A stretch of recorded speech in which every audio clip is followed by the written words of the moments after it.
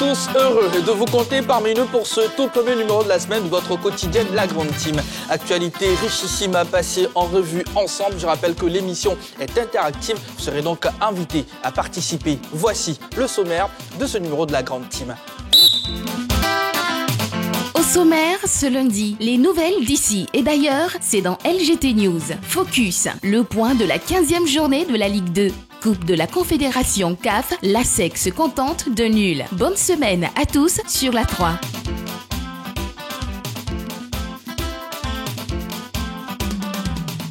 En plus de la Ligue des champions de la CAF sur la 3, vous avez pu suivre bien sûr la Coupe de la Confédération de la CAF. Et ce soir, nous allons décrypter la prestation de l'ASEC Mimosa, seul représentant ivoirien dans les compétitions africaines. Quelle impression vous a laissé l'ASEC Mimosa pour son entrée en Coupe CAF face au Motema Pembe?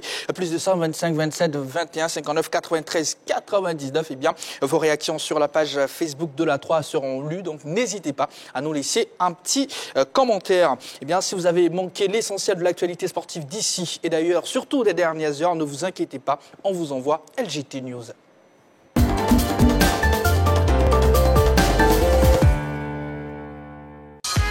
On ouvre nos news avec les actions du Comité national olympique Côte d'Ivoire. 30 dirigeants fédéraux formés au management sportif. Le siège de la Confédération africaine de handball à Cocody a servi de cadre à 3 jours intenses de formation organisés par le Comité national olympique Côte d'Ivoire. Les 30 stagiaires ont pris part à ces cours avancés en management de sport. Les enseignements dispensés par les 2 experts que sont Sango Abdelkader et Naminata Fofana ont porté sur la gestion des ressources humaines issues du chapitre 3 du manuel Gérer les organisations sportives. Cette activité inscrite au programme de formation du Comité olympique ivoirien était à sa 2e session du 9 au 11 février dernier, à la grande satisfaction du président du Comité olympique Côte d'Ivoire, Maître Georges Ngoan, qui n'a pas manqué de féliciter les participants.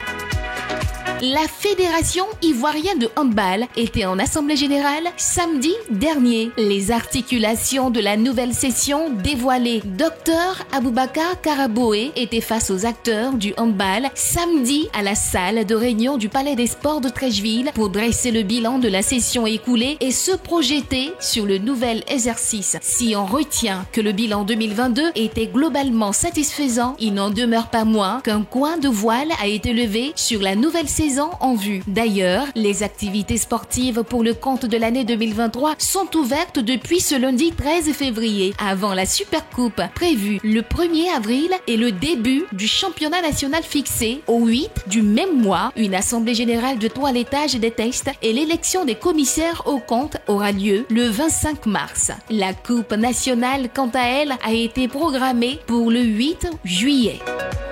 Parlons à présent de gymnastique. La Ligue de la Mai et de Didier Vie installée. Après Abidjan Sud, la Fédération ivoirienne de gymnastique a procédé à l'installation officielle de 2 nouvelles ligues. Il s'agit de celle de la Mai et de Didier Vie. La Ligue de la Mai a été confiée à Koulaï Raïssa de la direction départementale d'Alépé. La cérémonie d'investiture s'est déroulée mercredi dernier au lycée moderne d'Alépé en présence de l'ancienne ministre des Sports Geneviève Grébé, patron de la Ligue de Didier Vie, Nanou Moké Blaise, a été investi samedi au centre polyvalent de la dite localité. Les ligues de la Mai et de Didier Vie font partie des 10 grands pôles mis en place par le président de la fédération, Doué Christophe, juste après son élection en juillet 2022.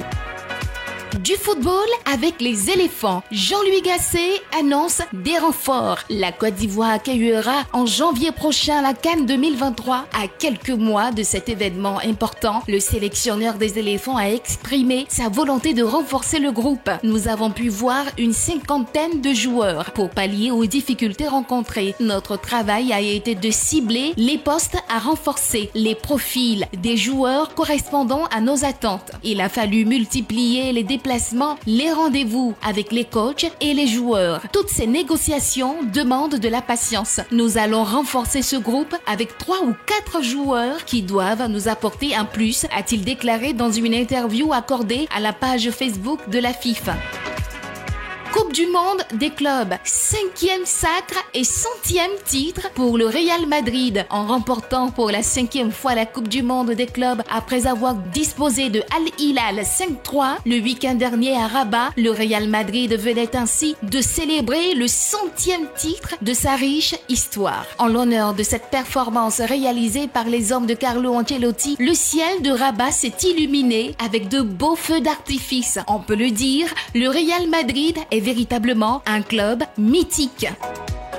Tournons-nous vers la République démocratique du Congo pour boucler nos news. Trésor Mputu raccroche en pleurs. Le très célèbre joueur de la RDC, Trésor Mputu, a pris sa retraite. À 37 ans, il a décidé de mettre un terme à sa carrière de footballeur. Et il n'y avait pas meilleur endroit pour lui de faire ses adieux aux supporters des Corbeaux à Kamalondo avant le coup d'envoi du match Real de Bamako contre TP Mazembe. En larmes, il a fait son dernier baroud d'honneur. Et voilà, vous faites bien en tout cas d'être sur la 3 des news et encore des news surtout décryptées. Bah c'est ici tout simplement et la team de ce soir est en place. Bonsoir à la team, comment allez-vous? Bonsoir Jean-Baptiste. IB, ça va bien. D'accord, Henri Joël, le week-end? Oui, un très bon week-end du côté de Yamoussoukro avec ce match entre la SEC et les Congolais. Malheureusement, les Jaunouillards n'ont pas pu avoir cette victoire-là. Et puis voilà. Est-ce que vous avez eu le temps de préparer la Saint-Valentin? Parce que c'est dans quelques heures seulement. Jean-Philippe. J'ai eu le temps de préparer le JT. D'accord. Allez, oui, Jean-Philippe, comment ça va? Super bien. D'accord. Allez, le Real Madrid n'en finit pas. Finalement, la Maison Blanche sera remplie de trophées, hein, mine de rien. Vous avez vu le sourire des ballots. Ben ouais. Bon. Voilà, c'est vrai que son club de cœur réalise une magnifique je dirais, deuxième partie des saisons depuis le retour du mondial au niveau de la Liga. Mais bon, le Real continue à remporter des trophées à l'international. C'est la marque des grands. C'est le seul monument du football mondial d'ailleurs. D'accord. Roger, Trésor Mputu, finalement, c'est fait. Ouais, ça fait. Les larmes aux yeux. Hilar est à 37 ans. Ouais, il a été vraiment un formidable joueur sur le continent, notamment au TP Mazembe. C'est un joueur qui a fait rêver. C'est un peu un symbole, hein, je l'ai dit il n'y a pas longtemps. C'est un peu un symbole des joueurs capable d'évoluer en Afrique subsaharienne et puis avoir de très très gros salaires. À une certaine époque, on disait qu'il était payé à hauteur de 10 millions de francs CFA. Bon, je n'ai pas véritablement vérifié, mais en tout cas, les salaires sont importants du côté du TP Mazembe. Ouais. Il a fait toute sa carrière, il a fait un superbe CHAN 2009 de toute beauté, où il avait été élu meilleur joueur, je crois. Donc, mon seul regret, c'est qu'il fait partie des pauvres joueurs du continent, comme Abou Treika, qui ont été performants, et qui n'ont jamais gagné le ballon d'or. Parce que le ballon d'or africain est fait pour récompenser les joueurs africains qui évoluent ailleurs. Ce qui est un drame. Quand on regarde les autres continents, le meilleur joueur asiatique, il évolue en Asie. Le meilleur joueur sud-américain évolue en Amérique du Sud. Et le meilleur joueur européen évolue en Europe. Mais sur ce continent africain, le meilleur joueur africain évolue en Europe. C'est un drame, c'est dommage, mais lui, Trésor Mputu, il aurait pu être ballon d'or africain. D'accord. Allez, je sais que le débat sera remis sur la table pour prendre l'avis des uns et des autres, mais bon, on va avancer. Ballot, en substance, Jean-Louis Gasset a dit ceci. Nous allons renforcer ce groupe avec 3 ou 4 joueurs qui doivent nous apporter un plus. Comment vous avez réagi à cette déclaration? C'est déjà une bonne nouvelle de savoir qu'il sait que cette équipe de Côte d'Ivoire a besoin de renforts, mais bon, j'ai un problème au niveau du chiffre. Quand il dit 3 ou 4, moi j'estime que le chantier doit être plus large. Je pense qu'on doit, en tant que sélectionneur, il doit avoir plusieurs options. Il doit avoir une fenêtre un peu plus large. Donc, il doit se donner plus de possibilités. Donc, je suis pour un renforcement de l'équipe, mais 3 ou 4 joueurs, est-ce que ça suffit? Alors qu'il y a des joueurs, il y a plein de joueurs ivoiriens qui sont performants à travers le monde entier. Ils ne cessent de sortir de belles performances. Donc, je ne pense pas que 3 ou 4, ça suffise pour pouvoir recueillir tous les talents. Est-ce que vous avez des noms, Jean-Philippe, rapidement? Au niveau de Gasset, on a entendu parler de Wesley Fofana. On sait qu'il a rencontré certains joueurs, surtout qui évoluent du côté de la France. Des joueurs qui, normalement, avaient dans un passé très récent annoncé que la session ivoirienne n'était pas forcément celle qu'ils attendaient. Ouais. Mais bon, on ne va pas plus réaliste que le roi. On attendra de voir ceux qui vont véritablement venir. Parce que bon, il est évident qu'aujourd'hui, avec cette fenêtre qu'est la Coupe d'Afrique des Nations, le nouveau projet surtout de l'équipe nationale de la Côte d'Ivoire devant aboutir peut-être à la participation à la prochaine Coupe du Monde. Beaucoup de binationaux espèrent être présents au sein de cette sélection nationale. Et je pense que quand il parle de renfort, c'est surtout vers eux qu'il a dû se tourner. Mais il a un très bon discours. Hein. Moi, j'aime ça. J'aime la lucidité de Gassé et son management. Il avait réussi à nous ramener Senghor Wilfried. Il a réussi à nous ramener Sékou Fofana. Je pense qu'il va réussir un grand coup encore dans les semaines, les mois à venir certainement. On attend de voir, mais j'avoue que moi j'aime son discours, j'aime sa lucidité, il est très très serein. Et en tout cas dans cette émission, des nouvelles de nos pros, ça sera bien sûr dans Saga des pros avant la fin de cette émission. Donc ça sera un gros zoom sur les différentes performances de nos pros. Allez, info de dernière minute concernant la Basketball Africa League. L'ABC connaît ses adversaires. Les poules de la BAL 2023 ont été constituées aujourd'hui même. Notre représentant l'ABC Fighters qui participera à ce rendez-vous à Dakar aura pour adversaire Kwara Falcons du Nigeria, le Stade malien, l'AS Douane du Sénégal, REG du Rwanda et l'US Monastir de la Tunisie. La compétition est prévue du 11 au 21 mars prochain. Henri Joël-Bois, une visibilité concernant la balle, surtout pour l'ABC Fighters. Bien sûr, on attendait depuis le début de cette compétition, surtout depuis la création, on attendait la participation d'un club ivoirien à ce rendez-vous et heureusement que ça passe par l'ABC. L'ABC, on connaît l'histoire au niveau des clubs en Côte d'Ivoire. Donc aujourd'hui, c'est une grosse visibilité et il va falloir recruter utilement, surtout être aussi avoir le coup d'œil pour faire venir quand même les joueurs qui vont accompagner cette équipe, qui vont pouvoir accompagner cette équipe de l'ABC dans cette compétition. Parce que quand vous regardez dans cette poule, il y a un ancien vainqueur qui est là, qui est l'US Monastir. Ça va être super compliqué. Sans oublier les Maliens, le stade malien, qui ici même au Palais des Sports avait montré de très très belles choses. C'est vrai, les autres équipes, on les connaît pas concrètement, mais en tout cas, c'est le haut niveau du basket en ce qui concerne les clubs sur le continent. Et on espère que l'ABC va faire bonne figure dans cette compétition. Jean-Philippe ? Non, j'aurais aimé revoir le nom des différentes formations qui vont affronter l'ABC parce que... Allez, Kwara Falcons du Nigeria, voilà. Le Stade malien, l'AS Douane du Sénégal, REG du Rwanda, l'US Monastir de Ça va être difficile parce qu'il y a plein de clubs qui sont des habitués quand même de ces hautes échéances.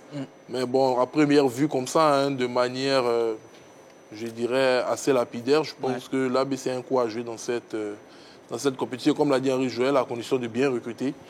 Bon, je les vois réaliser quand même une bonne performance. Essentiel, il faut sortir des 4 premiers pour être qualifié. Ensuite, pour le Rwanda, où la compétition va se poursuivre jusqu'à la fin du mois de mars. Donc déjà fini parmi les 4 premiers dans cette fenêtre, ça sera du côté du Sénégal. Et à partir de là, maintenant, on verra les équipes qui vont se qualifier pour le Final Four parce que ça va se jouer non seulement au Sénégal, mais aussi en Afrique du Nord, il me semble, en Égypte. Donc, ça sera les 4 meilleurs de chaque poule qui vont se retrouver vers la fin du mois de mars du côté du Rwanda. D'accord, merci beaucoup. En tout cas, la compétition est prévue du 11 au 21 mars prochain, tout simplement. On va partir pour notre focus spécial Ligue 2 de Côte d'Ivoire.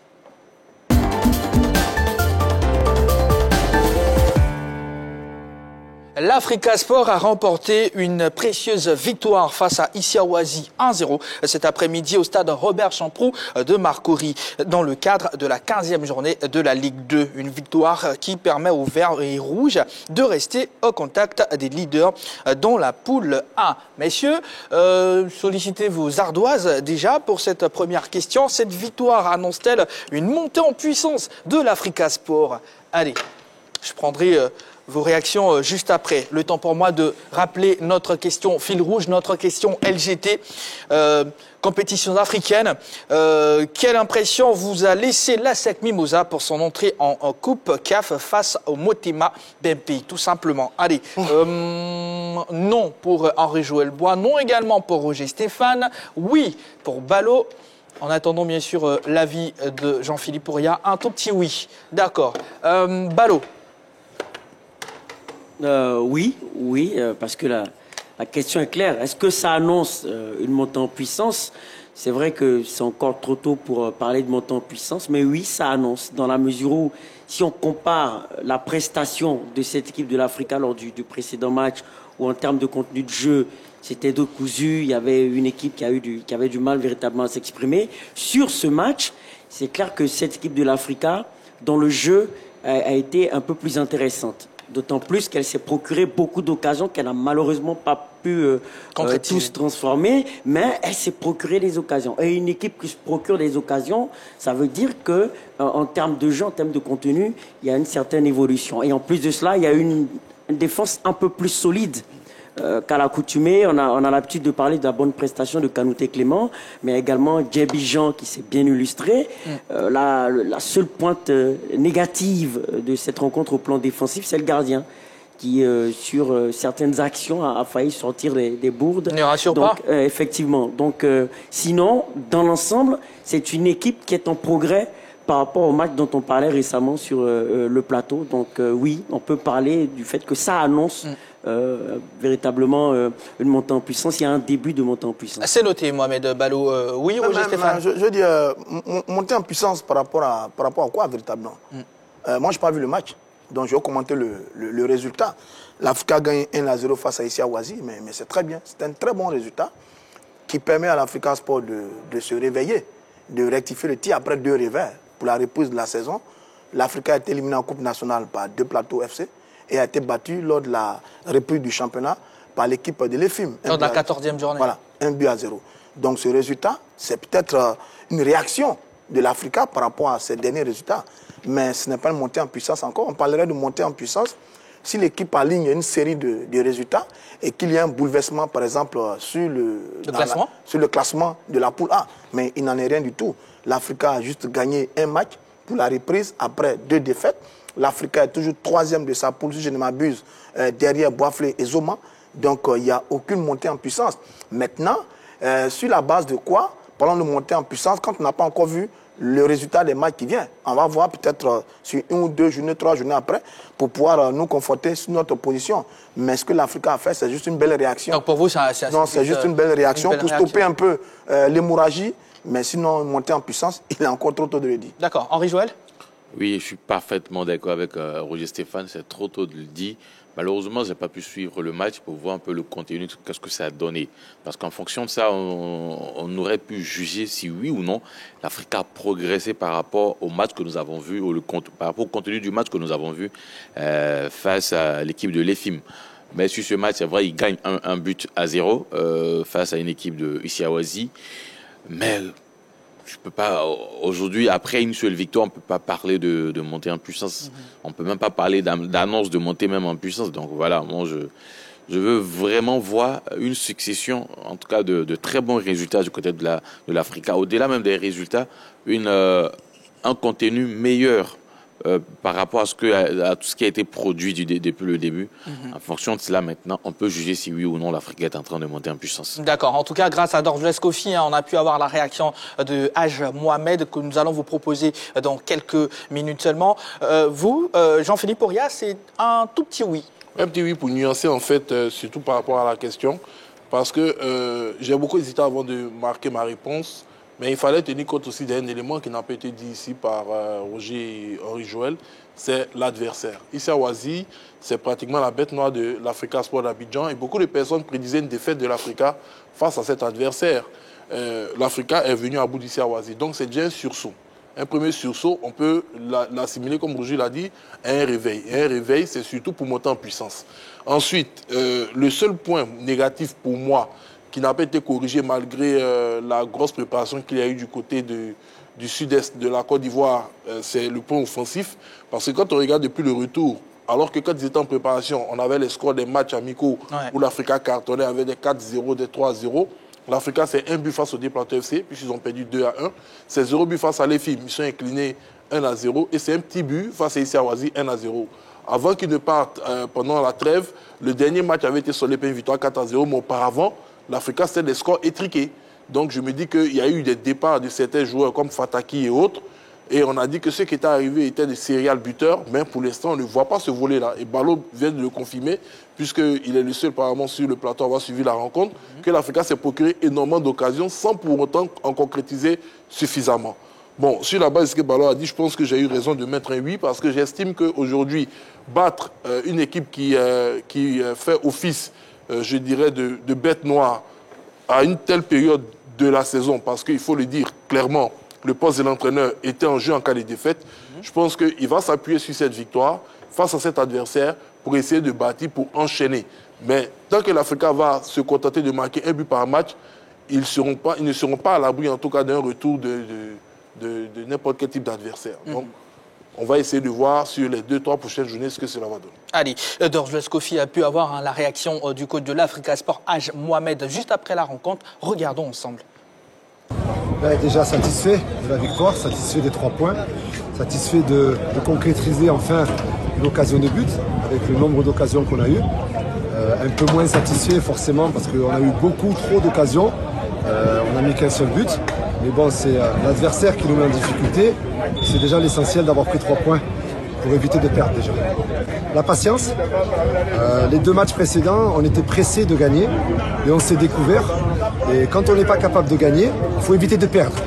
Aujourd'hui, on s'est attaché à être solide et à retrouver nos bases qui étaient la défense.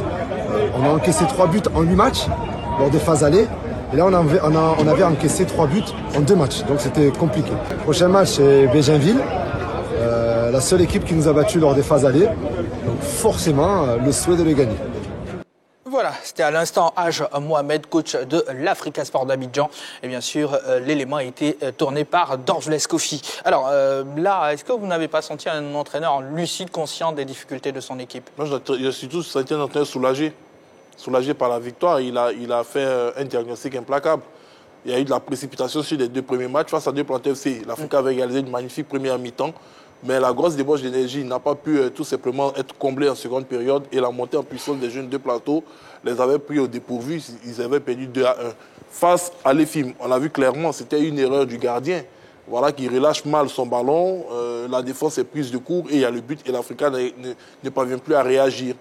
Là, je pense qu'il essaie de calmer ses joueurs. Il essaie d'aller sur les bases anciennes.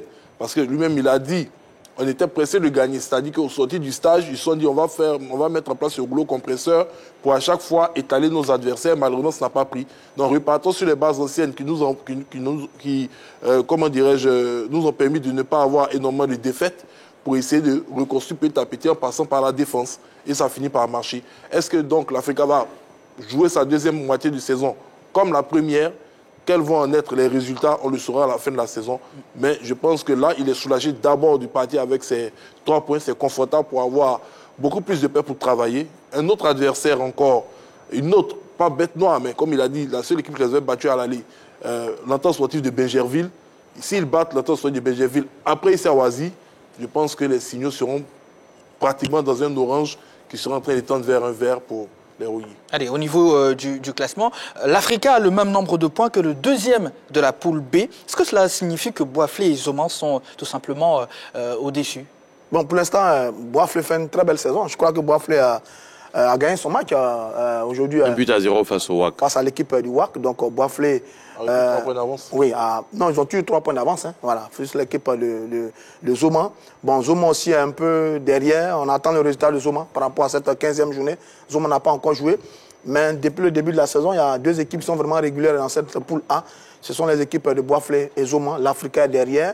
Sur la fin de la première partie, ça va être extrêmement difficile pour les Verts Rouges qui avaient fait un effort pour revenir à 3 points. Les 3 points sont maintenus. Bon, maintenant, on attend la suite des événements, mais j'avoue que quand on regarde cette poule-là, il y a vraiment Boisflé et Zoman qui, pour l'instant, font une très, très belle saison. Mais comme je dis, il reste encore 11 journées, si je ne m'abuse. C'est encore long, mais pour l'instant, félicitations à Zouma et à l'équipe de Boisflé. Allez, l'ES Bingerville, on en parlait il y a quelques secondes seulement, Balo, qui réalise une remontada et se positionne juste derrière l'Africa Sport avec un match en moins. Un petit commentaire? Oui, ça s'explique par le fait que cette équipe a enregistré l'arrivée d'un nouvel entraîneur, Bernardin, qui a pris les rênes de cette équipe à pratiquement 3 journées avant la fin de la trêve. La trêve qui concerne bien entendu la compétition du CHAN. Donc, il a eu à disputer ces 3 journées-là, observer un peu comment l'équipe évoluait, mais cette grosse trêve lui a permis de faire un diagnostic large de ce qui n'allait pas dans cette équipe, de pouvoir corriger un certain nombre de choses pour revenir en force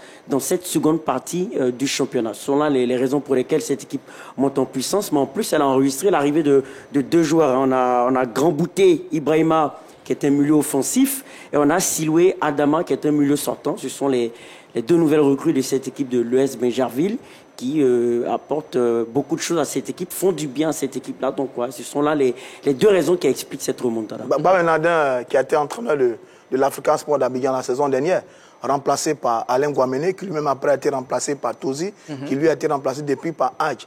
Et Babenadin va jouer contre l'Africa jusqu'à la prochaine journée. L'Africa Benjerville, l'année dernière, Benjerville avait battu l'Africa Sport d'Abidjan dans un thème d'un très beau match. Donc le prochain match Africa Benjerville va avoir une saveur particulière. Ça sera surtout décisif. Alors, Henri Joël, à l'analyse, est-ce que finalement cette poule A n'est pas la poule la plus difficile? Non, pas du tout. Je ne pense pas, parce que quand on jette aussi un coup d'œil sur l'autre poule, la poule B, c'est aussi serré. Parce que vous prenez le premier qui est Iska a 28 points, suivi de Aboisseau qui a 24 points. L'équipe de Mouna arrive en 3e position avec 23 points et un match en moins. Donc ce qui veut dire que, bon, c'est vrai, un match en moins, ça ne veut pas forcément dire qu'un match gagné.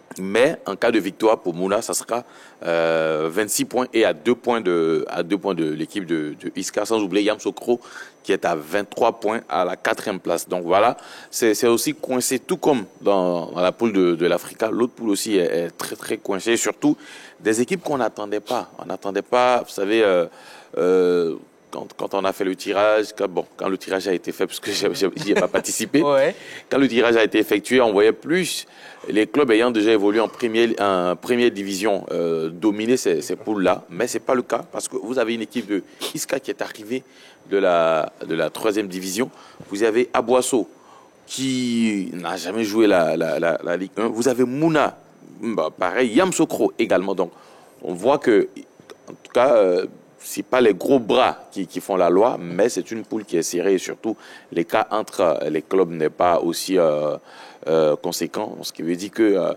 autant c'est serré dans la poule A, autant c'est serré aussi dans la poule B. On va jeter un regard sur les résultats, justement, les résultats que nous avons déjà dans quelques secondes seulement. Féru de Sport, on va voir tout ça ensemble. Et derrière, voilà, les résultats de la poule A. Henri Jo, vous souhaitez justement, Zoman qui s'est imposé 3 buts à 1 face à l'équipe de Ouagayo. Mouna a battu Adiaké 4-0. Le CO Boisflé a battu le WAC 1-0. Iska a dominé Yamsokro 1-0. 0-0 entre l'US Fémier et l'équipe de Kozap. Et Songon a battu Tanda 3 buts à 1. US Fémier, Kozap, c'est la seule affiche où il n'y a pas eu de but. Qu'est-ce qui arrive à Adiaké? Adiaké, qui l'année dernière avait fait une superbe saison, il n'était pas très très loin de monter au niveau de la poule B. Il avait été pendant longtemps leader de la poule B et coiffé au dernier moment par l'équipe de l'AS Denguélé. Qu'est-ce qui arrive à cette équipe d'Adiaké qui aura perdu 7 joueurs à l'intersaison partis du côté de l'Asie d'Abengourou? L'affaire avait fait polémique. Ça a été d'ailleurs arbitré par l'AFI, l'association des footballeurs ivoiriens de Cyril Domoro. Alors depuis, on ne sait pas qu'est-ce qui ne va pas dans cette équipe d'Adiaké qui avait un très bon football, une parfaite équipe. Et puis on a certains bruits parlent à l'époque de salaire impayé des garçons. Est-ce que c'est vrai, est-ce que c'est faux? Mais j'avoue que quand je regarde la saison d'Adiaké cette année, ça me fait un peu pincement au cœur, parce que l'année dernière, ça a été une très belle équipe, cette formation d'Adiaké. L'entraîneur, il est parti. Comme vous l'avez dit, il est parti du côté de l'Asie d'Abengourou. Oui, c'est ça. Coach Abois. Avec beaucoup de joueurs. Voilà. Vous savez, aujourd'hui, c'est connu de tous. Quand un entraîneur se déplace, il y a un groupe qui se déplace avec lui. Et comme vous l'avez dit aussi, l'affaire avait quand même suscité beaucoup de polémiques avec ces joueurs qui, pour certains, avaient été en fin de contrat et qui sont partis du côté d'Abengourou. Et pour le club, les joueurs qui sont partis en étant toujours sous contrat avec l'équipe d'Adiaké. Bon, finalement, ça s'est résolu, mais ça explique un peu, je dirais, cette saison difficile de l'équipe d'Adiaké, parce que perdre son entraîneur qui quand même a permis à cette équipe de jouer à 2 reprises, a failli obtenir la montée à 2 reprises. Donc je me dis que peut-être le départ de l'entraîneur est un peu à la base des mauvais résultats cette saison. C'est dommage. Allez, on va boucler notre focus spécial Ligue 2. Où on fait bien sûr le point de la 15e journée dans la poule B.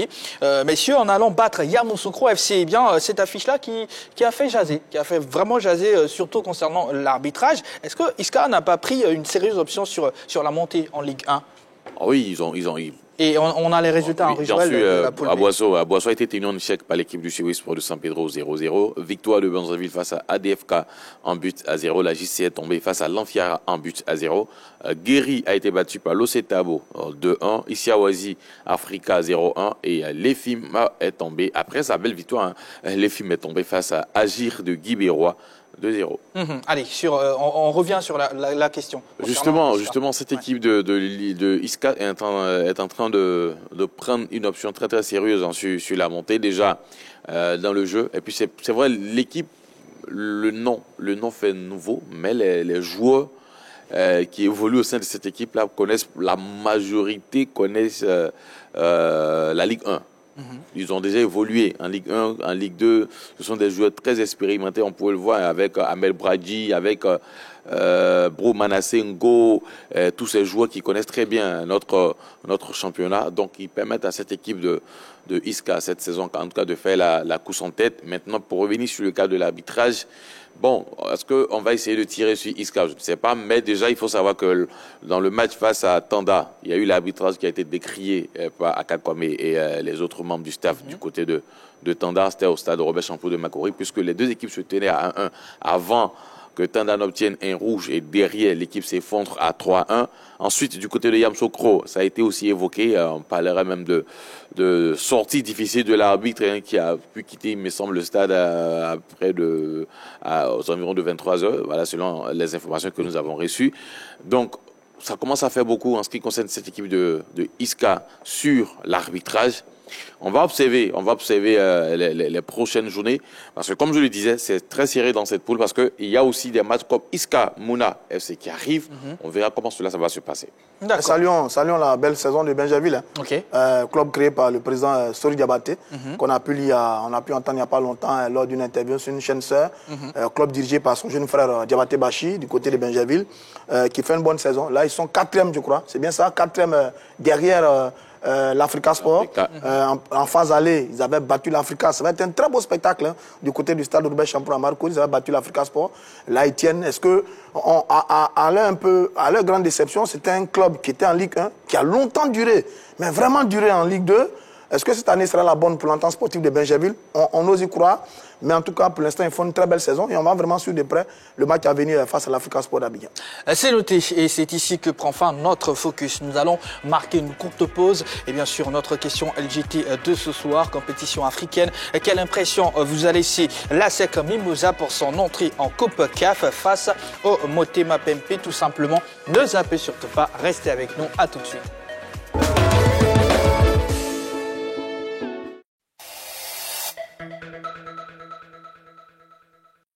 La 3.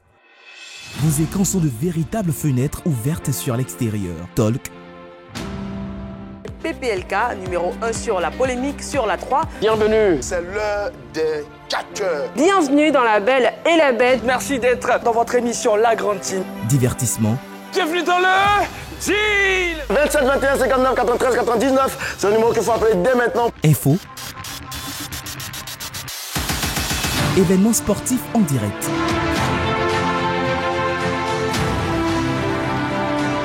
Oh, regardez ce beau. C'est quoi? Le Sénégal remporte sa première canne. Compte rendu d'événements sportifs. Événements musicaux en direct.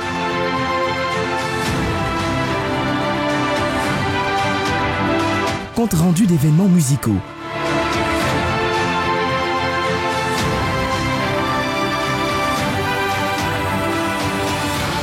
Et bien vous savez quoi?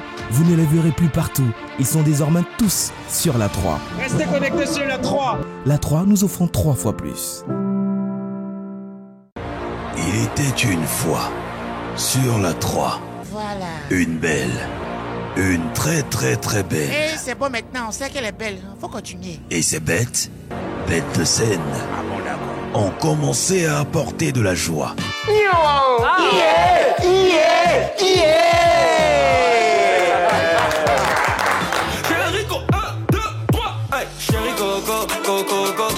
La Belle et les Bêtes. Émission de divertissement 100% bonne humeur. Nous égayons vos soirées, nous vous excusons à travers La Belle et les Bêtes, l'émission intelligente. Et dans la bêtise, ça ne s'explique pas. Ça se regarde. La Belle et les Bêtes, l'émission intelligente.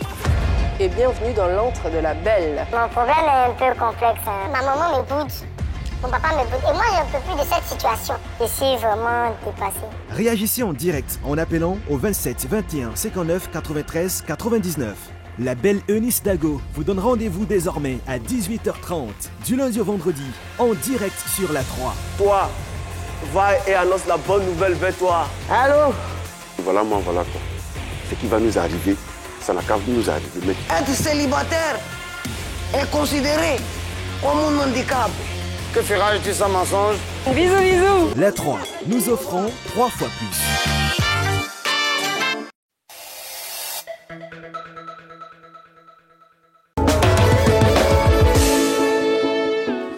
L'ASEC Mimosa, qui espérait démarrer sa compétition sur une bonne note, a finalement coupé la poire en deux avec le Daring Club Motema. Score final de ce match joué au nouveau stade de Yamoussoukro, 0-0. Zoom sur ce face-à-face dans notre actu.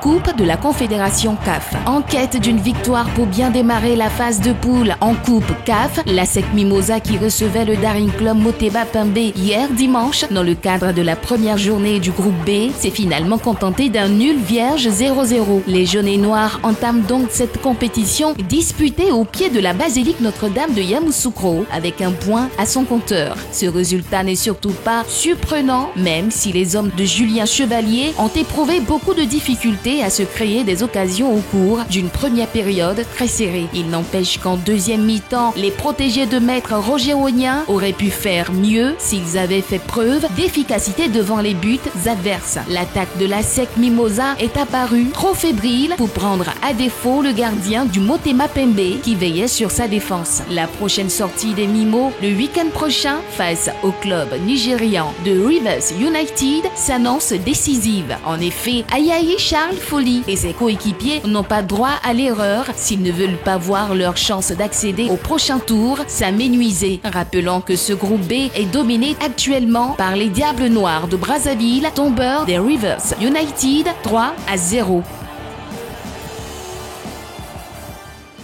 Et voilà, Féru de Sport, vous êtes sur la 3 dans l'émission La Grande Team ici. Et bien sûr, si 100% sport. Nous allons toucher bien sûr l'ASEC Mimosa, qui a coupé la part en deux, comme nous l'avons dit dans l'élément, en Coupe CAF. Également, nous allons faire un zoom sur les huitièmes de finale de la Ligue des Champions. Après, bien sûr, nous allons toucher Saga des pros. Nous allons prendre des nouvelles de nos pros, surtout leur performance ce week-end même. Alors, messieurs, l'ASEC Mimosa vous a-t-elle laissé bonne impression malgré le nul vierge concédé face au Motema Pembe?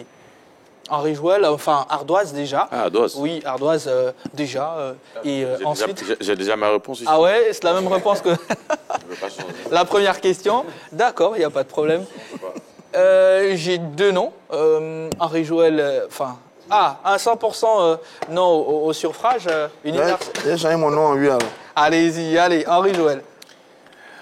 Moi, ce match-là ne m'a pas laissé une très bonne impression pour cette équipe de l'ASEC Mimosa. Ouais. Vous savez, le championnat est très très différent de la Coupe d'Afrique. Ça, il faut le savoir. Et même avant ce match, j'avais essayé de faire un peu le diagnostic sur les deux sorties de l'ASEC avant d'affronter les Congolais. Je l'avais dit ici, ça allait être très difficile pour l'ASEC parce que déjà, quand on revient de la compétition, le match face à la SOA a été très très laborieux de la part de l'ASEC, dominé dans tout le match. Heureusement que l'ASEC réussit avec son expérience à s'imposer 1-0. Et puis après, l'ASEC est tenu en échec par l'équipe de l'US Bafing. Et c'était pas la meilleure manière pour une équipe qui va aller jouer la Coupe d'Afrique de préparer ce match-là. Donc j'avais déjà essayé d'avertir sur ce point-là. Maintenant, dans le match face aux Congolais, et heureusement, j'avais pu intervenir à la mi-temps. J'avais essayé de faire un peu le bilan à la pause. Ouais. C'était super difficile pour cette équipe de l'ASEC Mimosa, surtout au niveau des milieux de terrain.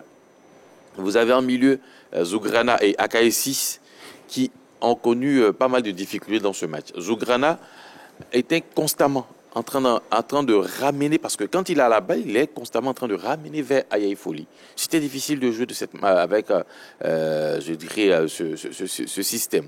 Akai 6, en tant qu'expérimenté, pour moi, devait être celui-là qui relance la machine jaune et noire, mais difficile aussi pour lui de maîtriser une balle, deux balles. Oura Anissé, un ailier qui ne déborde pas du tout. Son seul débordement, c'était à la reprise de la deuxième période, et il fait un retrait pour Poku, qui lui, voilà, s'est retrouvé au sol avant d'envoyer le tir. Ouais. Donc, dans l'ensemble, ça a été laborieux pour cette équipe de l'ASEC Mimosa, qui, pour moi, ne m'a pas laissé une bonne impression. Ouais. Peut-être la seule satisfaction, c'est le jeune Diarasouba Salifou, qui, pour moi, a essayé, voilà, tant bien que mal, de se sortir, d'avoir la moyenne en termes de jeu dans Toslo et dans ce match. Jean-Philippe Pouria. Ben, je dirais simplement que Zongranet et 6, ils semblent demeurer sur leur même lancée durant le CHAN. Ils ont l'esprit peut-être qu'ils ont les esprits qui sont restés sûrement à Rabat et à Alger, parce que c'était assez incompréhensible. Quand la SEC revient du CHAN, ou du moins même quand Choix lui annonce sa liste, tout le monde s'est dit, bon, avec les 11 joueurs de la SEC, au moins au retour, on va avoir une équipe de la SEC assez pimpante qui, sur la scène continentale, va redorer le blason du football local. Et on revient, Henri Jou a très bien dressé le tableau, on se rend compte qu'en championnat, c'est laborieux. On s'est dit, bon, peut-être qu'ils sont étant habitués aux compétitions continentales, peut-être que ça va les sublimer de croiser encore un club venant d'un pays étranger. Et face à DCMP, il faut lui dire, c'était l'ennui total. Moi, j'ai eu du mal à me concentrer sur cette rencontre parce qu'à aucun moment de cette rencontre, j'ai senti la SEC capable de pouvoir réaliser ce qui était attendu d'elle, c'est-à-dire marquer un but. Le jeu était confus. Je me demandais même ce qui n'allait pas. Mais bon, la SEC nous a habitués ces dernières saisons sur ce genre de situation de standing. Lorsqu'ils étaient présents du côté de Cotonou, lors de la phase de construction de nos infrastructures, ils avaient réalisé au moins de magnifiques performances à domicile en étant au Bénin, en réalisant 3 victoires. Mais là, on a l'impression que Yamoussoukro, il y a un souci avec eux. Voilà. Il n'y a pas de souci parce que... On a l'impression qu'il y a un souci. L'entraîneur, et moi, ça m'a laissé... J'étais surpris de l'entendre dire en conférence de presse, peut-être on aura l'élément tout à l'heure, il disait que peut-être c'est la pelouse qui a posé problème. Parce que, non, pas comme la pelouse était en mauvais état, mais que la SEC était habituée à jouer sur un terrain synthétique. Allez, en tout cas, et là qu'on arrive là-bas, le terrain est bon. Mais ça fait plus d'un mois que ces joueurs... On espère qu'on aura dans l'élément qu'on va proposer à nos amis. Ça fait plus d'un mois que ces joueurs ont joué à Alger et à Naba. Sur du gazon naturel. Ils ne sont pas habitués. C'est dommage, c'est dommage. Allez, on va ouvrir le téléphone pour permettre à nos téléspectateurs de nous appeler tout simplement pour donner également leur avis. Plus 225, 27, 21, 59, 93, 99. Ballot ? Non, oui, également pour vous. Mauvaise impression. Déjà, pour une compétition africaine. Et surtout, vous étiez au commentaire. Effectivement, oui, j'ai été au commentaire. Donc, effectivement, ce que j'ai pu constater, déjà, on va y aller étape par étape. Déjà, une inefficacité incroyable. Dans une grande compétition internationale, on le sait tous, dans une grande compétition internationale, c'est l'efficacité qui fait toute la différence. Une équipe inefficace ne peut aller au bout. Ce sont les équipes efficaces, très souvent, qui peuvent aller au terme de ces compétitions-là. Ça, c'est pour l'offensive. Mais pour le contenu, en première période, on avait une équipe qui allongeait beaucoup. C'est-à-dire, à défaut de trouver le côté gauche avec Ibrahim Koulibaly, c'était une équipe qui allongeait beaucoup, mais de la mauvaise des manières. On a eu beaucoup de longs ballons mal ajustés. Il y a eu de gros déchets techniques par rapport au contenu du jeu de cette équipe de l'ASEC Mimosa. La preuve, la seule franche, c'est vrai qu'il y a eu d'autres occasions, la seule franche occasion, c'était sur coup de pied arrêté, le centre de Yao Atola, le coup de tête de Gaël Didier sur le poteau. Et en plus, on a eu 2 joueurs dans la même zone qui se sont gênés. Ça, c'est un peu... Ça dénote du fait qu'il n'y a pas de communication. Il y a eu aussi le centre de Salifou Diarasouba. Donc, pour résumer, pour moi, de gros déchets techniques et une inefficacité, alors qu'on avait une équipe en face qui n'était pas forcément venue jouer, qui a évolué bloc bas, qui n'avait même pas le monopole du jeu. Et on n'a pas su faire la différence dans un temps fort, et c'est regrettable pour ce qu'il faut pour aller au bout d'une compétition. Allez, avant l'avis de Roger Stéphane, on va prendre la direction de Sipilou pour retrouver M. Diomandé Mamadou. Bonsoir M. Diomandé Mamadou. Bonsoir le grand Gilles. Merci de nous rejoindre. Oui, ça la table. Ils ont dit son ballot, son complice ballot. Salut. Monsieur. Bonsoir. Ouais. Bon, Gilles. Oui, M. Diomandé. Ah, ça là, c'est inquiétant, hein. Ah ouais? Comment on peut jouer une compétition internationale sans buteur? Alors, quelle impression cette équipe de la SEC vous a laissé après, bien sûr, sa rencontre? Oui, mais ils n'ont pas été efficaces en attaque. Le milieu tremble. Franchement, j'ai vu un ASEC méconnaissable. Franchement, des cas, c'est comme ça. Franchement, c'est douteux, c'est inquiétant pour la suite. Donc, vraiment, Julien Chevalier, il doit faire un effort pour former au moins un attaquant vraiment buteur, patenté, et qui quand c'est chaud, qui ne doit pas être responsable pour marquer au moins un but. Mais en compétition sans but, non. Ça sera difficile. Ça va passer. Pour la suite, c'est inquiétant. D'accord. Donc, là, toi, on est ensemble. Merci beaucoup, M. Diomandé Mamadou. Oui, Roger. Oui, mais je ne dirais pas autre chose que les autres. Hein. C'est un très mauvais résultat pour la SEC Mimosa. C'est une mauvaise entame de compétition, pour une compétition qui aura duré 6 journées. On a loupé le coach à domicile. Le jeu de la SEC n'était pas du tout impressionnant. On avait un milieu qui était un peu en vacances, qui avait encore peut-être la tête dans le chan, parce que les principaux garçons du milieu ne sont pas du tout retrouvés. Henri Jouel l'a bien expliqué, seul le jeune de Rasouba a fait les efforts. Par contre, Zougrana et Akaïsis Baudelin sont complètement placés à côté de leur match. Sur le front de l'attaque, il y avait 2 changements majeurs dans cette équipe de la SEC Mimosa. Il y avait le jeune Didier Gaillet dans l'axe et le jeune Pokou sur le côté. En dehors de ceux-là, tous les autres étaient les joueurs habituels de l'ossature habituelle de la SEC Mimosa. Donc pour nous, on avait estimé qu'avec une équipe rodée au plan local qui sort d'une compétition comme le CHAN, la SEC aurait déroulé, mais la SEC n'a pas du tout déroulé. C'était une domination stérile, 63% de possession des balles, sans aucun but à la fin. Qu'est-ce qu'on n'a pas vu? On n'a pas vu de bonnes passes dans les intervalles, on n'a pas vu de belles transitions, on n'a pas vu de débordement des centres en retrait. La seule chose qu'on a pu voir qui était costaud, c'est la défense de la SEC Mimosa. Mais parce que l'adversaire n'a pas inquiété véritablement la défense de la SEC Mimosa, Foulia Yaya a passé une après-midi totalement tranquille. Donc c'est un peu dommage. Est-ce que Julien Chevalier a tenté un peu un coup de poker en faisant entrer ces 2 nouvelles recrues? Parce que sur la fin du match, il a fait entrer également Zouma qui a couru beaucoup mais qui n'a rien donné comme Gay et Pokou. Est-ce que Julien Chevalier a tenté un poker en alliant ces 2 garçons? Là où on attendait Sankara qui dans l'ensemble avait fait un très bon chan, là où on attendait Kramo qui avait fait une belle entrée face à l'équipe de l'Ouganda, bon, il a fait un essai qui n'a pas marché. Quand on a regardé le match, on avait le sentiment que la SEC aurait pu jouer ce match pendant 2 jours sans inscrire un seul but. Et pourtant, le club s'est créé quelques occasions de but. Il y avait des choses bonnes et moins bonnes. C'est un peu dommage parce que les choses moins bonnes étaient plus nombreuses que les choses bonnes. Et ça ne pardonne pas ce niveau de compétition face à une équipe qui n'était pas totalement en jambes, qui était complètement cuite vers la fin du match. Mais les jeunes noirs n'ont pas su en profiter. C'est un peu dommage parce que quand on regarde la suite de la compétition avec le déplacement de la SEC Mimosa, oui, on peut avoir peur. C'est une très très mauvaise entame de compétition pour les jeunes noirs. D'accord. On va faire un tour du côté d'Abobo pour retrouver M. Traoulé. Bonsoir M. Traoulé. Bonsoir Djibril. Bienvenue sur la 3. Oui, bonsoir, je salue la grande team. Bonsoir, monsieur. Allez, quelle impression vous a laissé la SEC Mimosa pour son entrée en Coupe CAF face au Motema? J'ai vu une entrée vraiment passable. Hein. Passable, d'accord. Pas très passable parce que cette équipe de la SEC vraiment ne m'a pas convaincu. Et depuis près de 3 matchs, comme vous l'avez dit, contre SOA et Bati. Et après ce match-là, vraiment, l'équipe de la SEC ne connaît pas. Je suis un fervent supporter de la SEC depuis son titre. Mais vraiment, je suis au regret de dire que nous n'avons pas passé loin avec cette équipe-là parce que je dis que l'équipe a très. La SEC a des bons joueurs.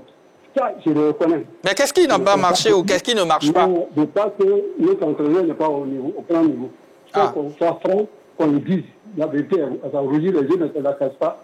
J'ai remarqué que depuis l'entraîneur est là, il n'a jamais pu résoudre les questions des autres adversaires. C'est-à-dire qu'il n'arrive pas à résoudre les questions qu'on lui pose. Voilà. Il va toujours, il est coincé, et quand il continue du début jusqu'à la fin, c'est le même système. Il n'arrive pas à contrer. À s'adapter. Le système des autres. Alors, je crois que vraiment, je souhaite qu'on a l'Ouest, mais vraiment, ça serait difficile. D'accord, merci beaucoup, Monsieur Traoré. Et bien de choses hein, à tout le monde du côté d'Abobo. Merci bien, je vous remercie. Allez, notre question LGT de ce soir, compétition africaine. Quelle impression vous a laissé l'ASEC Mimosa pour son entrée en Coupe CAF face au DC Motema? Allez, nous allons écouter Julien Chevalier, l'entraîneur de l'ASEC Mimosa, qui a réagi en fin de partie, c'était en conférence de presse. Non, comme vous l'avez dit, on a manqué d'efficacité, de justesse technique, je dirais, et nos difficultés sont là. Après, on a fait une première mi-temps difficile, on a beaucoup d'approximations, mais c'est surtout technique, plus que jouer entre eux. C'est la précision technique dans les échanges, dans les passes, dans les dernières passes, comme vous avez dit. Et c'est ça qui permet de faire la différence. Le reste était là, le jeu était installé, nos adversaires en ont parlé, mais après, il faut être juste pour être efficace. Je peux essayer de défendre mes joueurs, parce que on passe de surfaces différentes à d'autres en permanence. On est arrivé aujourd'hui sur un super terrain, avec des bons ballons, mais on joue toutes les semaines sur un terrain synthétique où le jeu est ralenti, où les ballons sont freinés, sont même pas de bonne qualité. Je m'en plains depuis un moment, mais on dit toujours qu'on cherche des excuses, donc on travaille, on se bat comme ça pour être leader du championnat. Mais les repères sont difficiles à trouver, on n'a fait qu'une séance ici sur le terrain hier. On a demandé à ce qu'il soit arrosé, il n'a pas été arrosé, il a été arrosé juste avant le match maintenant, donc, et à la mi-temps. Donc c'est difficile pour les joueurs peut-être de trouver des repères, mais il faut en tout cas être capable de faire mieux si on veut remporter les matchs. Un instant, Julien Chevalier, l'entraîneur de l'ASEC Mimosa. Messieurs, vous allez réagir hein, en plateau, après bien sûr les propos de Julien Chevalier et surtout de son coaching. Mais on va prendre la direction de Mbato pour retrouver Monsieur Kofi Mathieu. Bonsoir Monsieur Kofi Mathieu. Oui, bonsoir le grand Jean-Baptiste. Merci d'être sur la 3. Merci, comme d'habitude. Hein. Ah, bien sûr. Allez, quelle impression vous allez... Salut tout le monde sur le plateau. Bonsoir, Bonsoir monsieur. Oui. Oui. Alors, moi, l'ASEC m'a laissé une très mauvaise impression. Mais quand je réfléchis, je vois que le mal qui mine le football ivoirien est au-delà des prestations des clubs. Parce que depuis un moment, pendant les émissions, je dis qu'on ne peut pas aller à une compétition pour vouloir la gagner sans marquer de but, sans finir avec les actions que nous avons. Mais quand on regarde, depuis nos équipes nationales, quand tu prends l'équipe nationale A même, aujourd'hui, quand on joue un match... Monsieur Kofi Mathieu, s'il vous plaît, est-ce qu'on peut revenir sur le cas de l'ASEC? C'est vrai que vous souhaitez faire un bilan global, mais oui. Ça serait vraiment intéressant de revenir sur le cas de l'ASEC et du match d'hier. Donc, voilà. Bon, c'est ce qui amène cela. Aujourd'hui, l'ASEC, comment on peut jouer un match? On a eu quelques occasions, c'est vrai, et on n'a pas eu une très belle prestation. Mais si on met les occasions que nous avons dans les filets, aujourd'hui, on n'allait pas prendre un point avec... Parce que chez nous, ici, on a pris un point. En vendant une autre chance devant là-bas. C'est ça. Moi, je me dis que tant que les formateurs au niveau du football ivoirien ne font pas un effort pour trouver la solution devant, ça sera toujours difficile. On va jouer des matchs au Chan, on s'est rendu compte.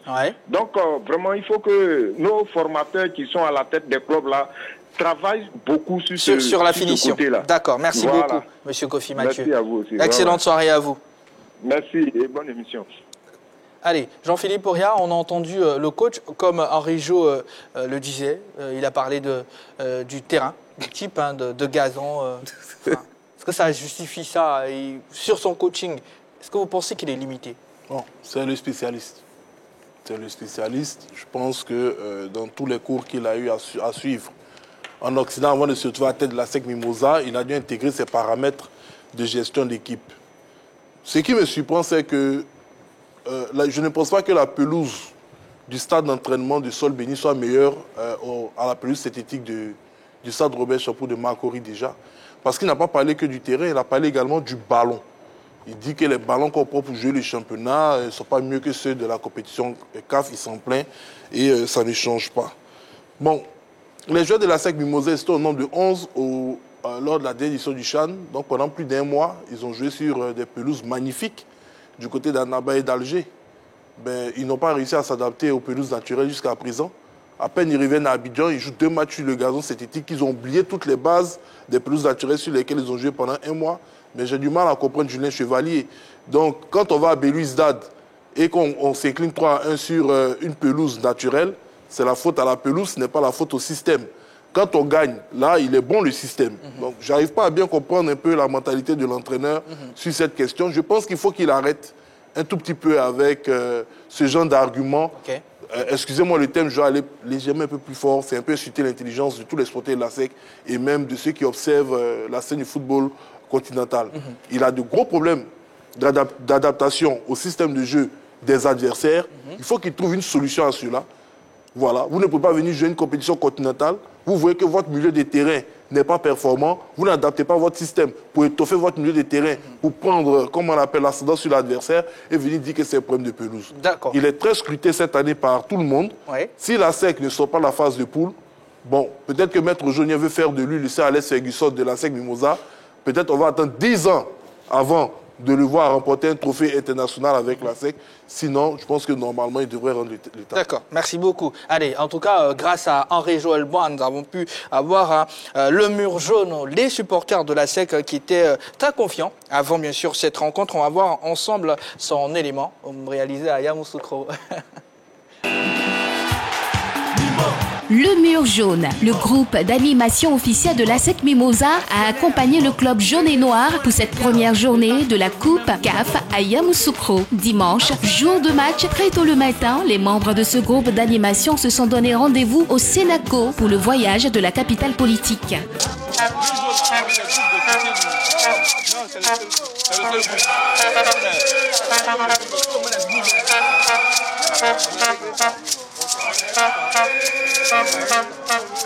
Bon, pour ce match spécialement, on a organisé des convois au niveau des supporters. Vous voyez, c'est le convoi d'Abidjan qui est là. Il y a nos amis de San Pedro, de Boaké, de Tchébissou, de Béoumi et encore bien d'autres localités qui organisent aussi leurs convois. J'espère qu'avec toute cette organisation-là, il y aura du bon monde au stade pour soutenir nos joueurs. Adjamé, ensuite Yopougon, avant de prendre la direction de Yamoussoukro. C'est à 11h que le groupe d'animation arrive dans la capitale politique de la Côte d'Ivoire.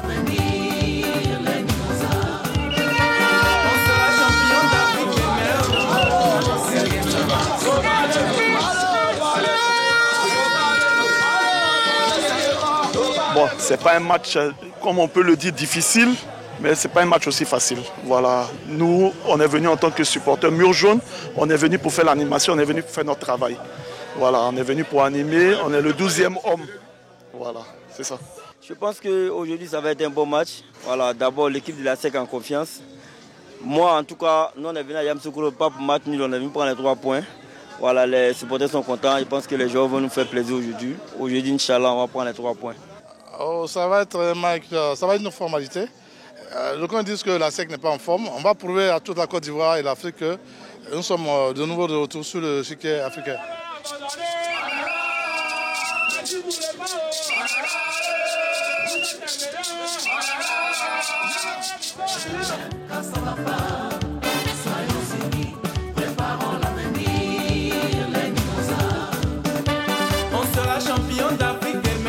Finalement, le match s'achève sur un score nul entre la SEC et le Daring Club Motema Pembe. Mais pour les membres du Mur Jaune, ce nul est bon à prendre et se projette déjà sur la 2e journée. Ce match a été très difficile pour nous. Vu que c'était la première journée de ce championnat, j'ai compris que les joueurs étaient un peu stressés. Ils ne se sont pas vite libérés. Du coup, ça agit sur le coup du match. Mais comme c'est un championnat et que c'est la première journée, on espère qu'ils feront un effort pour nous satisfaire à la 2e journée. J'ai confiance. La réaction du capitaine m'a plu parce qu'il a dit que c'est un championnat, c'est 6 journées. Une journée vient de finir, il reste encore 5 journées. Donc, comme on le dit au Mur Jaune, on n'abandonne jamais. Et on espère que cette année-là sera notre année. Bon, je ne suis pas frustré parce qu'un match de football, c'est 90 minutes. Et un match de football a sa réalité. Aujourd'hui, on était arrivé à Yamoussoukro pour prendre les 3 points. Mais malheureusement, on a pris un point. C'est pas mauvais. On pourrait perdre le match, mais on va retourner à la maison. C'est vrai, certes qu'on est un peu découragé, mais on espère que le prochain match, ça sera la bonne. Allez, l'élément que vous venez de suivre est un élément de notre envoyé spécial Henri-Joël Bois qui est avec nous. Henri-Joël, sur Julien Chevalier, c'est vrai qu'il y a des réglages à faire parce que derrière le prochain adversaire, c'est Rivers United, battu par les Diables Noirs 3-0 au même moment. Bien sûr, et vous avez bien fait d'évoquer à nouveau le coach. Vous savez, il y a de cela, il me semble, une saison, il parlait du niveau de son équipe. De son équipe. Il disait que la SEC n'avait pas le niveau de la Ligue des Champions et que peut-être le niveau de la SEC, c'était au niveau de la Coupe de la Confédération. La preuve, cette saison encore, la SEC a été éliminée en Ligue des Champions et la SEC se retrouve en Coupe de la Confédération. Ouais. Après ce match, la faute au fait que ces joueurs ne sont pas adaptés à jouer sur la pelouse naturelle du stade de Yamoussoukro. Donc, on va continuer de trouver les arguments à chaque contre-performance de la SEC Mimosa. Et les autres l'ont dit ici, il a une grosse difficulté à s'adapter face à l'adversaire. Moi, je le disais, la SEC a toujours eu des difficultés, même en championnat. La SEC a toujours éprouvé des difficultés à remonter un score. C'est-à-dire et les équipes le savaient, les équipes en Côte d'Ivoire ici le savaient. Donc, elles cherchaient à vite marquer face à la SEC et puis derrière bétonner. Et Julien Chevalier était incapable de pouvoir faire progresser ou de pouvoir permettre à son équipe. Peut-être à la longue, il a essayé de changer un peu. Mais sur ce match, non seulement il a tardé à faire les remplacements, le milieu de terrain, ça ne fonctionnait pas bien. Il les a laissés jusqu'à la fin, mais bon, voilà, ça a été difficile. Son coaching n'a pas été bon, les joueurs sur le terrain aussi ne se sont pas donnés à 100%. Allez, quelques Ivoiriens également se sont prononcés sur ce match de l'ASEC Mimosa. On regarde. Mais le match de l'ASEC, toutes les occasions, ils n'ont pas de finisseur. Que l'entraîneur devait voir, il n'y a pas de finisseur. Ils ont eu plein d'occasions, mais ils n'ont pas de finisseur. Donc c'est ce que j'ai laissé. Sinon, bon, ils ont bien joué, mais la finition, il n'y en a pas. C'est ce que j'ai regardé. Même tous les remplaçants qu'il a fait, rien n'a abouti. Ben, nous, les supporters, c'est la victoire qu'on cherche, ce sont des buts. On ne veut pas le bon jeu, mais nous, on veut victoire. Bon, s'ils sont allés nous montrer du bon jeu, bon, on ne sait pas comment on va les dire, ça fait mal, mais on ne sait pas comment on va faire. Hier, au moins, j'ai suivi un peu le match de la SEC. Bon, j'ai vu que bon, le match n'a pas été trop ça, quoi. Bon, je pense que le prochain match, il va falloir que les gars essaient de faire un peu plus mieux que ça, quoi. Voilà, sinon, voilà, c'est un peu ça. Mon impression concernant le match de la SEC de ce dimanche, selon moi, la SEC n'avait pas de finisseur pour mettre des buts. C'est ce qui a manqué un peu à la SEC ce dimanche. Sinon, normalement, dans l'ensemble, la SEC se devait de remporter ce match à domicile. Bon, déjà, le match de la SEC, moi j'ai été surpris. J'ai été surpris car vraiment, la SEC c'est une équipe vraiment très époustouflante. Et ce match m'a vraiment beaucoup découragé parce que c'est pas logique qu'une équipe comme la SEC puisse faire nul chez lui encore à domicile. Donc on espère que les autres matchs à venir seront merveilleux, comment dirais-je, pas merveilleux mais magnifiques disons. Concernant le match de la SEC Mimosa, voilà. Ben, moi, j'ai pas aimé le match vu que mon équipe a fait un match nul. Ça dépend de la mise en forme des joueurs. Et puis là, bon, peut-être les joueurs aussi ne sont pas bien encadrés. Et puis là, voilà. Comme il y a un vieux père au quartier même qui masse, qui fait les mises en forme des joueurs. Il voit qu'il y a eux-mêmes, peut-être lui aussi l'a dit qu'on ne les paye pas bien. Donc il voit qu'il y a tout ça aussi, ça concorde. Et puis là, il n'y a pas les bons transferts pour appeler les nouvelles pépites qui viennent de sortir. Voilà, je pense que c'est un peu ça, quoi. Sinon, la SEC, c'est un très grand club. Voilà, la SEC Mimosa, c'est un très grand club. C'est là-bas que tous les académiciens passent, voilà, pour développer dans les pays extérieurs. Donc là, je vois que ce match nul, ça va pas. Il y a quelque chose à revoir. D'accord. Balo, globalement, le constat est clair. Hein. Côté finisseur, il y a un gros problème. Oui, clairement, pour le moment, on peut dire que Konaté Karim Également Aziski n'ont pas été valablement remplacés en termes de potentiel.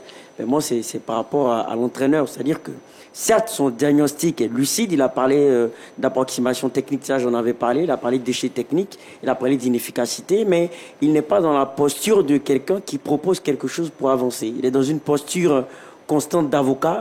Henri Joël avait parlé de son argument sur la CAF tout à l'heure, donc il faudrait qu'il revoie cela. Il faut qu'il nous propose des solutions concrètes pour faire progresser son équipe.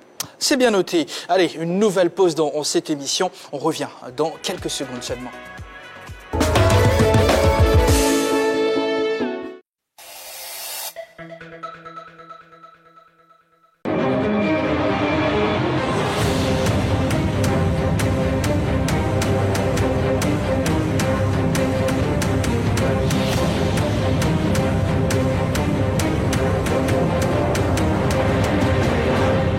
J'aimerais vous dire qu'on est très heureux de retrouver la grâce, le sourire, la lumière, le soleil de Marc Dominique. Je pense qu'on a sorti parce que tu portes une très belle robe. Ah oui, suivez mon regard. Anaconda ne dit rien. Sujet chaud, actualité brûlante, place au sommaire.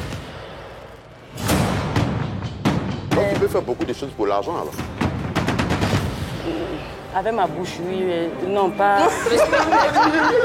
Un artiste ne peut pas faire 10 métiers en même temps. Tu ne peux pas gérer 10 bureaux. Tu es footballeur, tu es chorégraphe, tu es chanteur, tu es danseur, tu es peintre. Au juste, qu'est-ce que je fais avec toi si tu as 10 boulots? Oui, non, moi je ne chante pas, mais il fait ça comme ça pour m'amuser. Oh, abomination. Ce que tu dis, c'est grave. Je peux parler. Parce que c'est que nous suivons.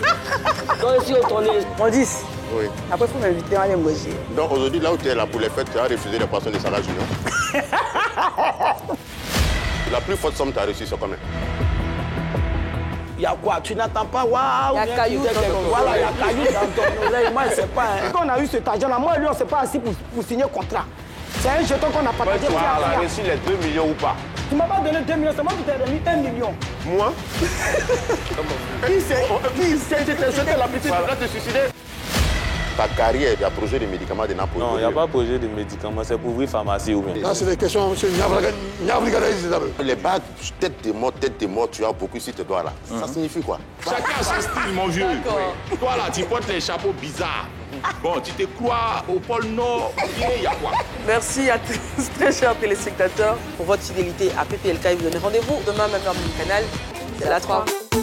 Pipolémique, du lundi au vendredi à partir de 13h30.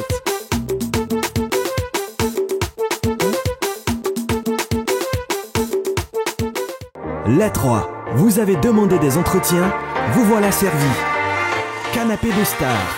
Bienvenue dans Canapé de Star. Et comme d'accoutumé, je ne suis pas seule dans cette émission. Aujourd'hui encore, je suis en compagnie.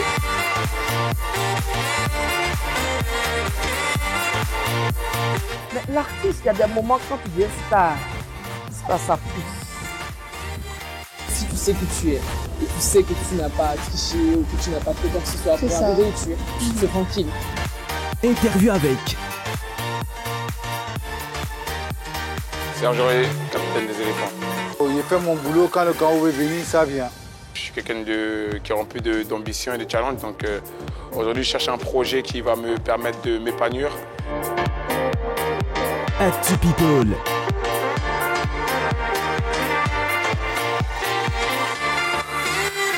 Non, je ne joue pas un rôle, on va dire que c'est une facette de ma personnalité, ce côté très glam. Les 3, les meilleurs entretiens sont ici.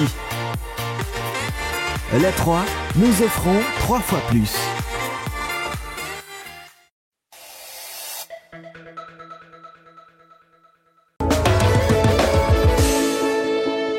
La Ligue des champions de l'UEFA entre dans sa phase à élimination directe avec les huitièmes de finale aller ce mardi 14 février 2023. Au programme, le gros choc Paris Saint-Germain-Bayern Munich au Parc des Princes. Une autre affiche non moins alléchante, AC Milan-Tottenham à San Siro. Alors, Balo, à la veille de ce gros choc PSG-Bayern Munich, alors quel est l'état des effectifs après vos recherches? Ouais, déjà, une chose surprenante, c'est qu'à Kylian Mbappé, pour le moment, c'est pas officiel, mais qui est en passe, ne serait-ce que d'évoluer sur un certain nombre de minutes. Christophe Galtier a tenu une interview pour dire qu'il va en discuter avec lui.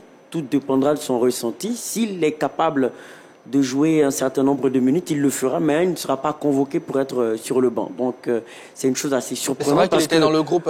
Oui, parce que la nature de sa blessure nous emmenait vers une indisponibilité de 2 à 3 semaines. Donc on est quand même assez étonné de savoir qu'il est déjà d'attaque pour ce 8e de finale. Mais s'il joue, c'est une bonne nouvelle pour cette équipe du Paris Saint-Germain, parce que un constat est clair.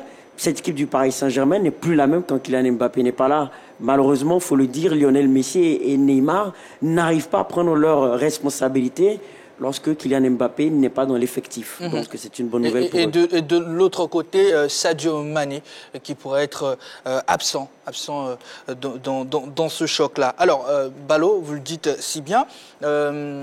Roger Stéphane, la présence de Kylian, est-ce que si Kylian est là, c'est vrai qu'il s'est entraîné aujourd'hui, mais est-ce que ça sera un motif d'espoir pour les Parisiens? Bon, on sent qu'il manque à cette équipe du Paris Saint-Germain. C'est vrai que moi, j'ai regardé après le match face à l'équipe de Marseille, où on a vu une magnifique équipe de Marseille.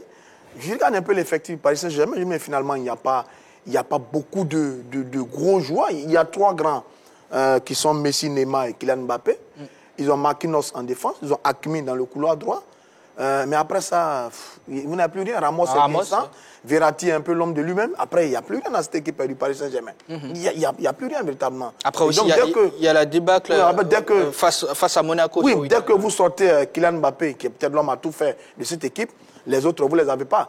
Parce que quand le Paris joue, les deux autres stars, ils ne sont pas dans le repli défensif, dans le travail défensif du Paris. Donc, ils manquent un peu dans la bataille. Ça fait quand même, c'est un manquant. Paris est face à une très bonne équipe. Paris est en difficulté. Battu par l'équipe de Marseille, éliminé en coupe. Battu par Monaco 3-1. Battu par Lens 3-1 également. Et battu par Rennes. Déjà 3 défaites depuis le début de la saison. Donc, ce n'est pas un Paris très, très souverain. D'un point de vue collectif, depuis le retour de la Coupe du Monde, le collectif parisien n'est pas bien huilé. Et les individualités sont irrégulières. Messi, par moment, il réussit des choses. Neymar aussi, mais ce n'est pas constant. Ce n'est pas régulier. Donc, ça montre une équipe de Paris qui est un peu fleuve, qui est dans le doute. Maintenant, aller jouer le Bayern, ça va être une autre histoire. Parce qu'à chaque fois qu'ils sont face à une équipe d'un certain calibre, sont en difficulté. Là, ils vont jouer le Bayern. Bon, on se demande bien à quoi ça va ressembler. Est-ce que le petit retour là, de Kylian Mbappé va booster un peu cette équipe? Parce que vraiment, ils en ont besoin. Mais on attend de voir ce que ça va donner face à l'équipe du Bayern. Alors, messieurs, qui peut réellement porter cette équipe parisienne? C'est une colle. mais en fait, le problème de Paris, ce n'est pas un problème individuel. Ce n'est pas un problème de personne. Vous avez Kylian Mbappé qui est un perforateur. Kylian Mbappé, c'est le joueur qui a besoin d'espace, qui a besoin de vivacité pour pouvoir réaliser des coups parfaits. Sauf que sur les derniers défaites du Paris Saint-Germain, qu'est-ce qu'on a constaté? Que l'équipe était devenue prévisible. Très prévisible. Le Paris Saint-Germain, lorsqu'elle est face à une équipe qui presse haut et constamment, est en difficulté. Lorsque cette équipe, après avoir pressé, quand elle perd le ballon, elle se regroupe rapidement en défense avec des lignes resserrées. Le Paris Saint-Germain est en difficulté. Et quand l'équipe encore met de l'agressivité dans son jeu, là c'est fini. Les Parisiens ne jouent plus. Donc tous les adversaires parisiens l'ont compris. À chaque fois qu'ils croisent le PSG, ils y vont à fond. On ne laisse pas le temps à Messi de respirer. Ils ont compris qu'aujourd'hui, on peut jouer à la limite de l'agressivité sans se faire automatiquement siffler par le corps arbitral. Si vous faites une première faute sifflée, une deuxième, une troisième, arrivé un moment, l'arbitre même va estimer que le joueur qui a le ballon, peut-être ne fait pas suffisamment d'efforts pour rester debout. Et par la suite, vous avez des opportunités qui arrivent en contre-attaque.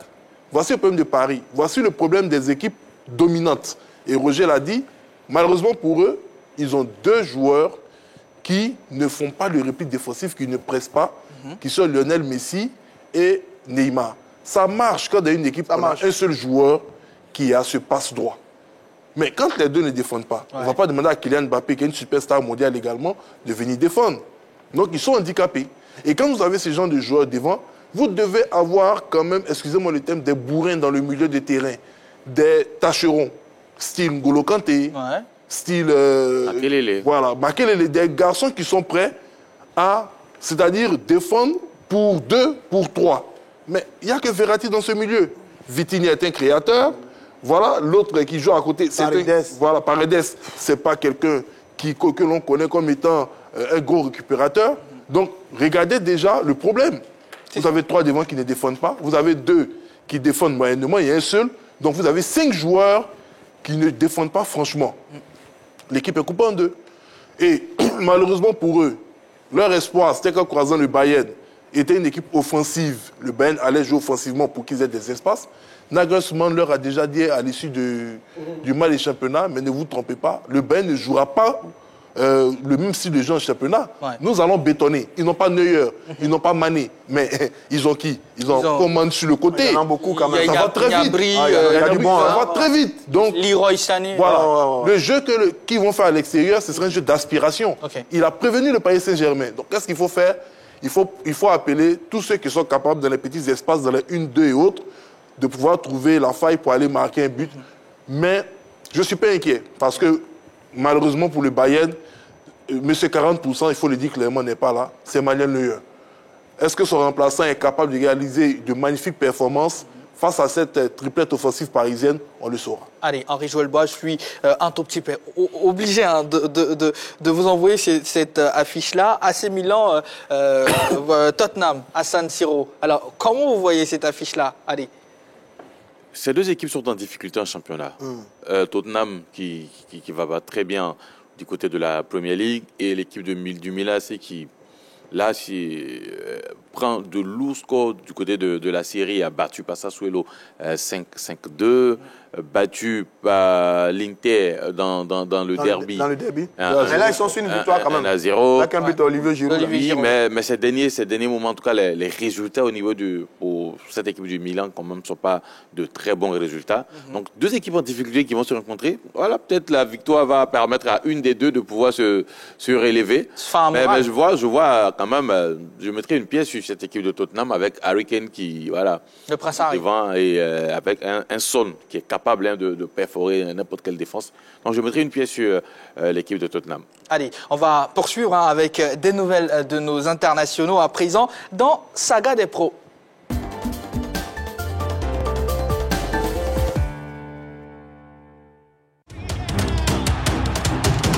Le week-end a été prolifique pour certains de nos professionnels sur le vieux continent. C'est le cas pour Bayo Vakoun en Jupiler Pro League en Belgique. En effet, de retour à Charleroi avant la fermeture du mercato, l'ancien attaquant des Watford n'a pas attendu longtemps pour inscrire son premier but sous ses nouvelles couleurs. L'international ivoirien a largement contribué à la belle victoire des siens 3-0 face aux Seringues à l'issue de la 25e journée. C'est d'ailleurs lui qui ouvre la voie du succès aux siens en trouvant le chemin des filets dès la 18e minute. Un but qu'il a célébré avec faste, puisque sa performance coïncidait avec le jour de l'anniversaire de sa mère. À côté de Bayo Vakoun, un autre international ivoirien s'est brillamment illustré en France, précisément. Chris Bédia était également à la fête en Suisse, déjà auteur de 2 buts avec le Servette FC lors du nul concédé face au FC Sion 2-2. L'attaquant ivoirien a récidivé devant les Grasshoppers. Grâce à son doublé, les Grenades s'imposent 2-1. Il porte à 4 son nombre de buts marqués depuis la reprise fin janvier.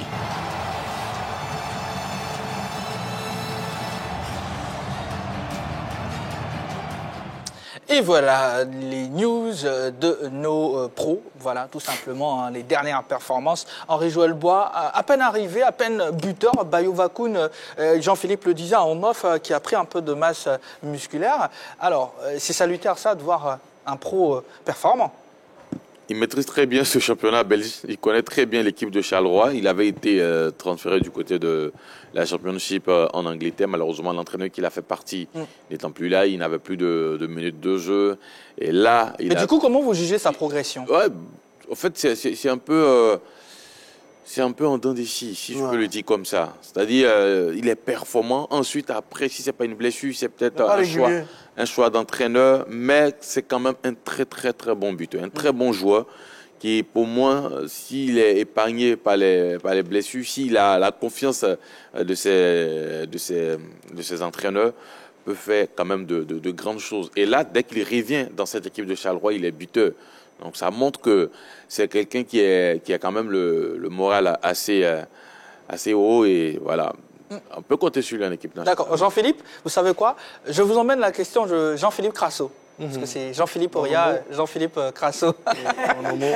C'est désormais 11 buts pour l'international ivoirien. Ça donne forcément des idées à Jean-Louis Gasset. Mais bien sûr, vous savez, Gasset, avec Printemps surtout, ce sont des Stéphanois dans l'âme. Donc c'est eux qui ont tout fait pour que le garçon intègre l'équipe nationale de la Côte d'Ivoire. Quand il venait, ce n'était pas un titulaire indiscutable du côté de Saint-Etienne. Je pense que c'est quelques piges au niveau de Yamoussoukro lui ont permis de gagner en confiance.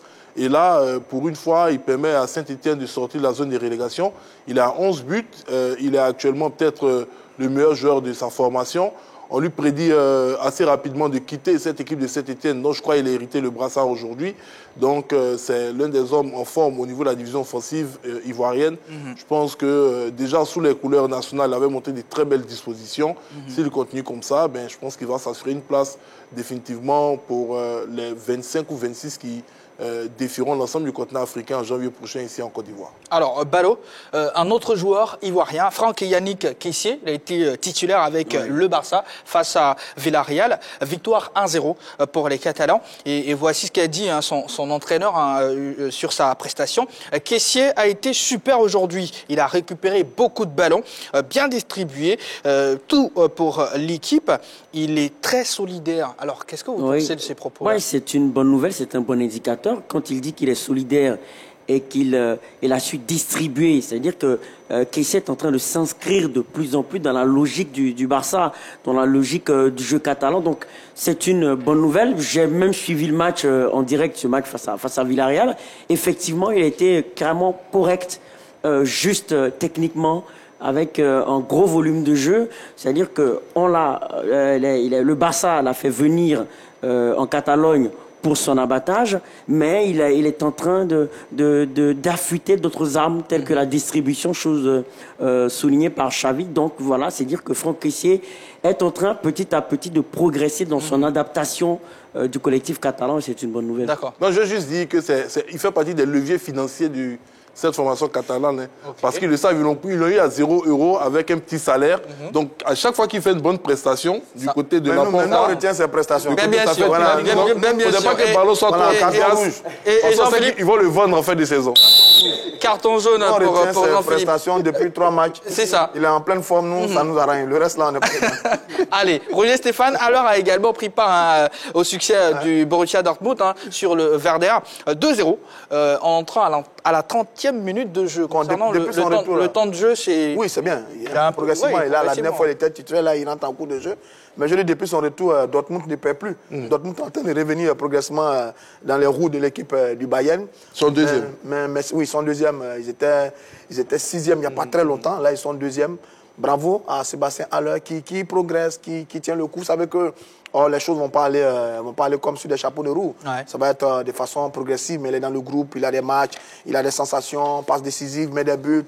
On est content. Et puis quand on regarde aussi de façon globale cette attaque des éléphants, il y a Crasso qui est en pleine forme, il y a Bayo Bakoun qui est là, qui retrouve un peu de stabilité, plus Sébastien Haller. Ça fait du beau monde pour le mois de mars prochain. Et on est content pour Gasset de voir que quelques-uns de ces garçons sont en pleine forme. Et ça, c'est une très bonne nouvelle que Sébastien Haller continue de travailler, de progresser, de s'intégrer. Je pense qu'au fil du temps, au fil des matchs, il va carburer parce qu'il en a l'étoffe. Il a déjà prouvé, il le prouve en ce moment. Tout simplement, bravo à notre Sébastien Haller. C'est ça, et je pense que c'est à noter aussi que Éric Bertrand Bailly est revenu avec l'OM. Il a purgé sa suspension. On espère qu'il va pas se blesser. Ils ont battu Clermont. Bah voilà, allez. On espère qu'il ne va pas se blesser. On espère aussi parce qu'il y a longtemps que l'on l'a vu avec les éléphants quand même. C'est ça. Il y a longtemps qu'on l'a vu avec les éléphants. Et bientôt, j'espère qu'on parlera d'Agbadou aussi, qui n'est pas mal. Allez, Jean-Philippe, oui, sur Haller. Je pense que Roger a pratiquement tout dit. Il est en train de revenir. Là, il a joué 30 minutes parce que soit il joue 60, soit il joue 30. Il est un peu ménagé. Là, ils vont rentrer dans les semaines de compétition continentale. Je crois que Dortmund doit jouer en Champions League. Donc, l'entraîneur est en train de le ménager pour qu'il soit prêt pour ces échéances-là. C'est une excellente nouvelle pour lui, pour l'équipe, pour la ville. Voilà, il y a une bonne dynamique actuellement du côté de Dortmund. Tous les hommes sont en train de se retrouver avec l'entraîneur. Et bon, depuis qu'à l'heure hier, nous on souhaite simplement que Dortmund soit champion d'Allemagne pour voir notre frère soulever cette distinction. D'accord. On attend ici pour le mois de mars. Allez, Ligue des Champions, 8e de finale, le match 1 sur 2, donc l'aller Dortmund-Chelsea, ça sera le mercredi 15 février à partir de 20h. Jean-Philippe, merci beaucoup. Henri-Joël Bois, j'espère que vous avez le cadeau de madame pour la Saint-Valentin. Jean-Philippe, merci beaucoup. Roger Stéphane, Mohamed Ballot, merci beaucoup messieurs. On va se donner rendez-vous.